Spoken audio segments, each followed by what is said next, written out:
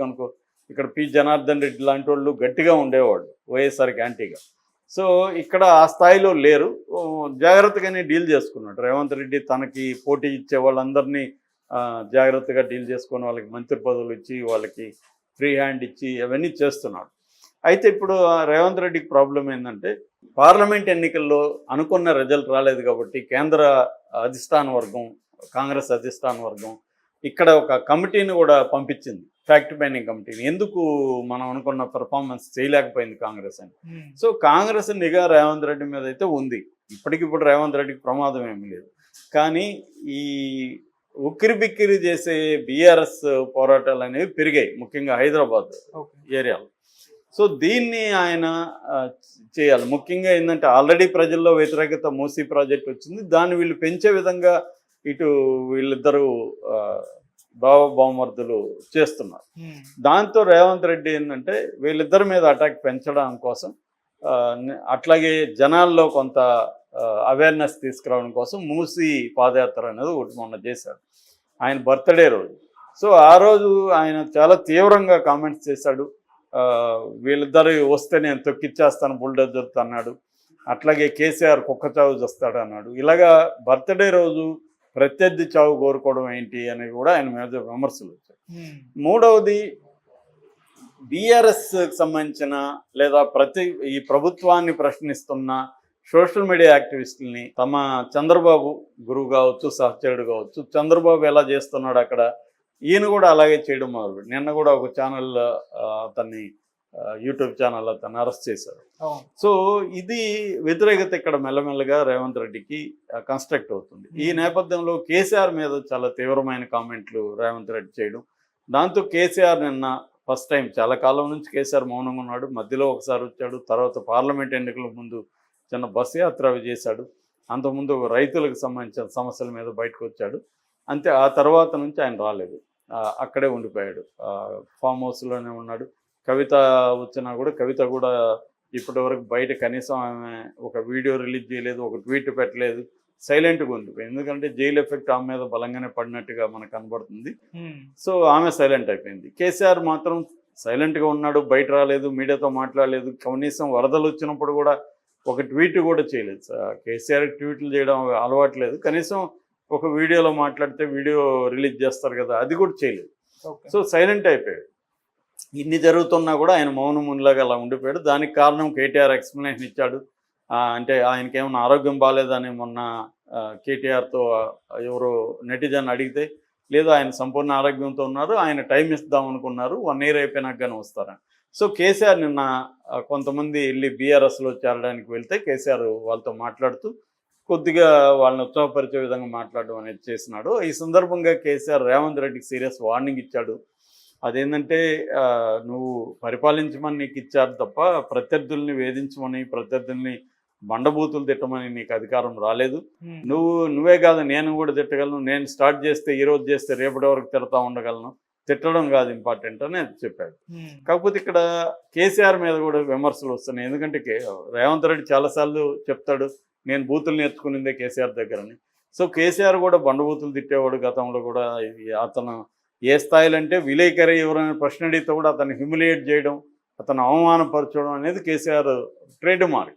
అట్లాగే ఆయన బూతులు కూడా భయంకరంగా అవతల వాళ్ళని చాలా నీచంగా మాట్లాడడం, సన్యాసం తీసిపారేయడం, ఇది కేసీఆర్కి మించిన లేడు తెలంగాణ.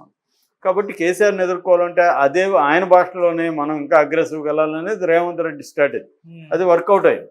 కాబట్టి ఇవాళ కేసీఆర్ రేవంత్ రెడ్డి బూతులు మాట్లాడుతున్నాడంటే కన్విన్సింగ్గా లేదు. ఎందుకంటే ఆయన కూడా మాట్లాడేవాడే కదా గతంలో, కేటీఆర్ మాట్లాడలేదా.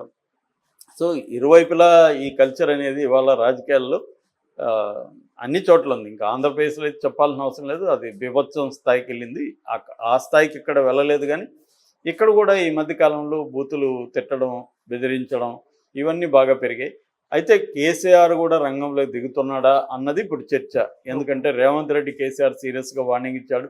ఫస్ట్ 6 నెలల పాటు బొకేలకి దానికే సరిపోతుంది, సేలవులకి బొకేలకే. లాస్ట్ 6 నెలలు ఎలక్షన్లో గడిపేస్తాము, ఈ ఉండేది ఇంకా 4 ఏళ్ళే. ఈ 4 ఏళ్ళు నువ్వు అభివృద్ధి మీద, నువ్వు ఇచ్చిన హామీల మీద ఫోకస్ చేయట్లేదు. హామీలు అన్నీ కూడా 420 హామీలు ఇచ్చి గెలిచారు, హామీలు ఏవి మీరు నెరవేర్చట్లేదు. దళిత బంధు కావచ్చు, గిరిజన బంధు కావచ్చు, ఆసరా కావచ్చు, కళ్యాణ లక్ష్మి కావచ్చు, ఇవేవి కూడా నెరవేర్చట్లేదు అనేది కేసీఆర్ నిన్న సీరియస్గా విమర్శించాడు. దాని మీద ఫోకస్ పెట్టమన్నాడు. ప్రతిపక్షాల మీద దాడులు చేయడం ఆపమన్నాడు, తిట్టడం ఆపమన్నాడు. సో దాంతోపాటు తన శ్రేణులకు కూడా ఆయన ఉత్సాహపరిచే విధంగా బీఆర్ఎస్ మీరేం భయపడకండి, అరెస్టులకు భయపడద్దు, మేము చూసుకుంటాం ఏం జరిగినా. సో మళ్ళీ మనం 100 సీట్ల కంటే ఎక్కువ వస్తాయి, మనకి గెలవబోతున్నాం ఖచ్చితంగా. ఎందుకంటే ఈ 11 నెలల్లోనే తీవ్ర వ్యతిరేకత ఈ ప్రభుత్వం మీద వచ్చింది అనేది కేసీఆర్ నిన్న చెప్పాడు. ఓవరాల్గా కేసీఆర్ నాకు తెలిసి నెక్స్ట్ ఇయర్ నుంచి యాక్టివ్ పాలిటిక్స్లోకి వస్తాడని చెప్తున్నారు, 2025 నుంచి. ఎందుకంటే ఆయనకి సెంటిమెంట్స్ అంతా కూడా ఉన్నాయి. 2024 మంచిది కాదని ఆయనకి సలహా ఇచ్చారని చెప్తున్నారు. 25 అయితే మంచిది, మీరు మళ్ళీ 25 జనంలోకి రావండి అని ఆయనకి చెప్తున్నారు. దానివల్ల ఆయన రెస్ట్ తీసుకోవడంగా చేస్తున్నాడు. రెండోది, ముఖ్యమంత్రి అయినాక కూడా ఆయన దూకుడు పెంచాడు తప్ప ఎక్కడా తగ్గించట్లేదు. సో దానివల్ల కొన్ని ప్రాబ్లమ్స్ వస్తున్నాయి, కాంగ్రెస్కి కూడా వస్తున్నాయి. ఎందుకంటే ప్రతిపక్షంలో ఉన్నప్పుడు దూకుడు వేరు, అధికార పక్షంలోకి వచ్చినప్పుడు దూకుడు వేరు. అధికార పక్షంలో ఏంటంటే నీకు ప్రతిపక్షం అంటే నీ పోరాట పటిమ ఇవన్నీ నీకు ఇంపార్టెంట్. అధికారంలో కేవలం ప్రతిపక్షాలను తిడుతూ కూర్చుంటే పనులు కావు. కన్స్ట్రక్టివ్గా ప్రజలకు అనుకూలమైన నిర్ణయాలు తీసుకోవడం, తాము ఇచ్చిన హామీల్ని నెరవేర్చడం, అభివృద్ధి కార్యక్రమాల వైపు పనిచేయడం, ఇవి ఇంపార్టెంట్. అవి ఆయన చేయలేదని చెప్పలేము. రేవంత్ రెడ్డి ఆయన శక్తి మేరకు చేస్తున్నాడు. బట్ ఈ దూకుడైతే తగ్గించట్లేదు ఆయన. రెండోది, ఇటీవల రేవంత్ రెడ్డికి అనేక కొత్త తలనొప్పులు వచ్చాయి. ఒకటి హైడ్రా వల్ల రేవంత్ రెడ్డికి చాలా బ్యాడ్ నేమ్ వచ్చింది. ఆయనకి నిజానికి బిగినింగ్లో చాలా మంచి పేరు ఉన్నది, మెల్లమెల్లగా అది పెద్దవాళ్ళ జోలికి వెళ్లకుండా పేదవాళ్ళ జోలికి వెళ్ళడంతో విపరీతంగా వ్యతిరేకత వచ్చింది. రెండవది, మూసీ ప్రాజెక్ట్ని కొద్దిగా ముందుగా ప్రిపేర్ అయ్యి వాళ్ళందరితో మాట్లాడి ఎక్కడికక్కడ వాళ్ళకి ఆల్టర్నేటివ్ చూపించి దాని తర్వాత ఈ నెంబరింగ్లు వేయడం ఇవన్నీ చేస్తుంటే సరిపోయేది. కానీ వీళ్ళు వెళ్ళి నెంబర్ చేయడం, కొన్ని చోట్ల కొట్టేయడం, భయభ్రాంతం అయిపోయారు.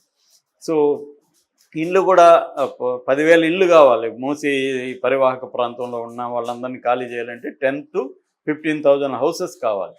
సో అటువంటి ఇది లేదు. ఇవాళ 10,000 ఇండ్లు అనేవి రెడీగా లేవు. సో ఎక్కడికి వీళ్ళని షిఫ్ట్ చేయాలి ఏంటి, ఇటువంటి ప్రాబ్లమ్స్ అంతా ఉన్నాయి. రెండోది, వాళ్ళు ఆల్రెడీ అక్కడ ఒక లైవ్లీహుడ్ అనేది వాళ్ళకి ఆ ఇంటి చుట్టుపక్కల ఏర్పడి ఉంటుంది, కమ్యూనిటేరియన్ లైఫ్ ఉంటుంది. సో దీనంతా వదిలేసి ఎక్కడో తీసుకెళ్ళి పెడితే వెళ్ళడానికి చాలామంది సిద్ధంగా ఉండరు. దాన్ని రెడీ చేయాలి, వాళ్ళకి కన్విన్స్ చేసి దాని అవసరం చెప్పి చేయాలి. నిజానికి అది మంచి థియరాటికల్గా మంచి ప్రాజెక్ట్. ఎందుకంటే హైదరాబాద్ చుట్టుపక్కల ఒక మురికి నది వెళ్ళడం, దానివల్ల కాలుష్యం, దానివల్ల రకరకాల ఇష్యూస్, జబ్బులు, పర్యావరణ ప్రాబ్లమ్స్ ఇవన్నీ వస్తున్నాయి. దాన్ని క్లీన్ చేయడం అనేది మంచి పని, నో డౌట్. అట్లాగే హుస్సేన్ సాగర్ని కూడా క్లీన్ చేయొచ్చు. మనకి యాక్చువల్గా హుస్సేన్ సాగర్ని అప్పట్లోనే వైఎస్ఆర్ చేద్దాం అనుకున్నాడు, 500 కోట్లు ఎంతో అనుకున్నారు, అది అవ్వలేదు. నిజానికి అల్సూరు లేక్ అని ఉంటుంది బెంగళూరులో. అల్సూరు లేక్ ఒకప్పుడు హుస్సేన్ సాగర్ లేక్ లాగానే మురికి నీళ్ళు ఉండేది. నేను 97లో 3 years ఉన్న బెంగళూరులో, అప్పుడు అది అల్సూరు లేక్ దగ్గరికి వెళ్ళేవాడు. అప్పుడు మురిగ్గా ఉండేది. కానీ తర్వాత దాన్ని ఇట్లాగే ఖర్చు పెట్టి దాన్ని మంచినీటి సరస్సుగా మార్చారు. ఇప్పుడు అది బ్యూటిఫుల్గా ఉంది. అలాగా రేవంత్ రెడ్డి స్కీమ్ అయితే బాగానే ఉంది, కానీ దానివల్ల వచ్చే సైడ్ ఎఫెక్ట్లు ఏవైతే ఉన్నాయో దాన్ని డీల్ చేయడంలో రేవంత్ రెడ్డి ఫెయిల్యూర్ కనబడుతుంది. ఈ క్రమంలో రేవంత్ రెడ్డి చాలాసార్లు అసహనం కోల్పోయి మాట్లాడుతున్నాడా అన్న విధంగా ఆయన మాట్లాడుతున్నట్టుగా కనబడుతుంది. ఎందుకంటే యువతలు కూడా ఇద్దరు చిచ్చర పిడుగుల్లాగా, ఇటు హరీష్ రావు ఇటు కేటీఆర్ రేవంత్ రెడ్డిని గట్టిగానే తగులుతున్నారు. రెండోది, రేవంత్ రెడ్డికి విత్ ద కాంగ్రెస్లో కూడా తలనొప్పులు ఉన్నాయి. మామూలు కాంగ్రెస్ కల్చర్ ఏంటంటే ప్రతిపక్షం అనేది ఎక్కడో ఉండాల్సిన అవసరం లేదు, కాంగ్రెస్లోనే ఉంటుంది. అది వైఎస్ఆర్ ఉన్నప్పుడు కూడా మనం ఆయనకి వ్యతిరేకంగా చాలామంది ఉంటారు. నిజానికి